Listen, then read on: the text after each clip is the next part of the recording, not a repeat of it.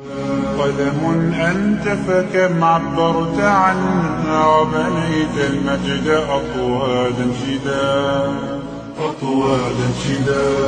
أنت يا নাউযুবিল্লাহি মিন যালিক। আমরা দেখতে পেলাম কিছু যুবক একটি কবরস্থানের মধ্যে গেল, গিয়ে ওই কবরস্থানকে তারা পার্কের মতো করে তারা ব্যবহার করছে। কবরের উপর বসে আছে, কবরের উপর হাঁটাচলা করছে, সেখানে সেলফি তুলছে, ছবি তুলছে।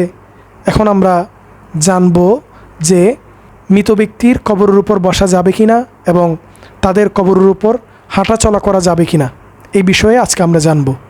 এই বিষয়ে একটি হাদিস আমি তেলাওয়াত করছি, যে হাদিসটি পবিত্র মুসলিম শরীফ, আবু দাউদ শরীফ এবং নাসাই শরীফের মধ্যেও আছে।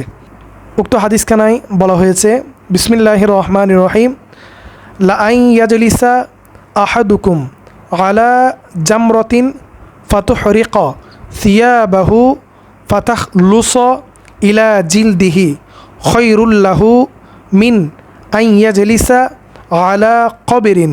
অর্থাৎ তোমাদের কেউ যদি আগুনের জ্বলন্ত কয়লার উপর বসে আর তা তার কাপড় পুড়িয়ে তার চামড়া পর্যন্ত পৌঁছে যায়, তবে তা তার জন্য কোনো কবরের উপর বসার চেয়ে উত্তম।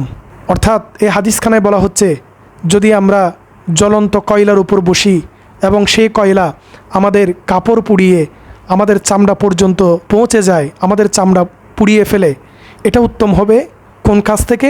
কবরের উপর বসা থেকে। আমাদের কাপড় পুড়ে যাওয়া, চামড়া পুড়ে যাওয়া, এটা অনেক ভালো, এটা অনেক উত্তম কবরে বসার চেয়ে।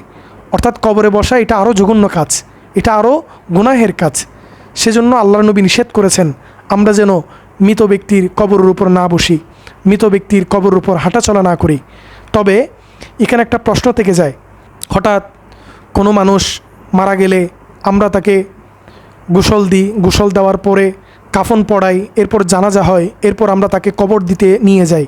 তাকে যখন আমরা দাফন করি তখন আমরা তার কবরের উপর দাঁড়িয়ে তার কবরের উপর যে মাটি দেওয়া হয় এই মাটিগুলো আমরা ঠিকঠাক করি। এখন প্রশ্ন থাকতে পারে যে ওই অবস্থায় যে আমরা তার কবরের উপর দাঁড়াচ্ছি, তার কবরের উপর দাঁড়িয়ে সেখানে কাজ করছি, মাটি ঠিক করছি, ওই অবস্থায় কি গুনাহ হবে না? ওলামায়ে কেরাম বলছেন, মৃত ব্যক্তিকে কবর দিচ্ছি, তার কবরের উপর মাটি ঠিক করার জন্য আমি তার কবরের উপর দাঁড়িয়েছি, ওই অবস্থায় আমাদের কোনো গুনাহ হবে না, কারণ সেটা আমরা প্রয়োজনে দাঁড়িয়েছি। আরেকটা বিষয় হচ্ছে, ধরুন আপনি আপনার পিতার কবরে বা আপনার মুরব্বির কবরে আপনি যেতে চান জিয়ারত করার জন্য, কিন্তু এমন কোনো পথ নাই আপনার পিতার কবরের পাশে গিয়ে আপনি একটু জিয়ারত করবেন, কবরের পাশে দাঁড়াবেন, সেভাবে যাওয়ার জন্য কোনো পথ নাই। আপনার পিতার কবরে যেতে চাইলে বা আপনার কোনো মুরব্বির কবরে যেতে চাইলে অন্য একটি কবরের উপর দিয়ে হেঁটে যেতে হচ্ছে। ওই অবস্থায় আপনি কি করবেন? যদি কোনো বিকল্প না থাকে, যদি কোনো পথ খোলা না থাকে, ওই অবস্থায় আপনি অন্য কবরের উপর হেঁটে আপনার পিতার কবরে যেতে পারবেন, আপনার মুরব্বিদের কবরে যেতে পারবেন। এটা হচ্ছে জিয়ারতের উদ্দেশ্যে, বা আপনি কোনো পরিচর্যা করার জন্য, কবর পরিষ্কার করার জন্য, ফুল গাছ লাগানোর জন্য, এভাবে প্রয়োজনে যাওয়া যাবে। তবে অপ্রয়োজনে অযথা কবরের উপর বসা, কবরের উপর হাঁটা, এটা চরম অন্যায়, জঘন্য গুনাহ। সেজন্য আল্লাহর নবী নিষেধ করেছেন আমরা যেন কবরের উপর অযথা হাঁটাহাঁটি না করি এবং কবরের উপর আমরা না বসি।